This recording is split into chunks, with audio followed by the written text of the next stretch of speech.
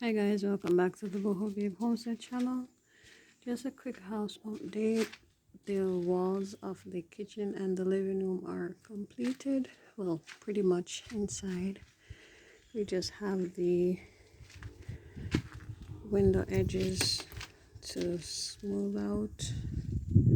So we have the top and the bottom and the edges where we took off the cast.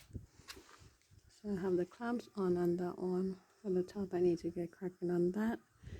And then after that we have the bottom, and then we just smooth out the edges right here. This doorway is halfway done, and this one to wrap up the top of the doorway as well. This here and over there. This one needs to fill in, have one clamp going,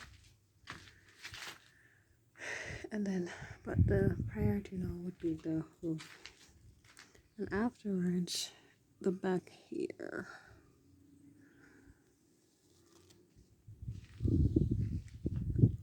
So that's what's going on with the house right now. Thank you for watching. Thank you for following the journey. Don't forget to like, subscribe, and share. Bye bye.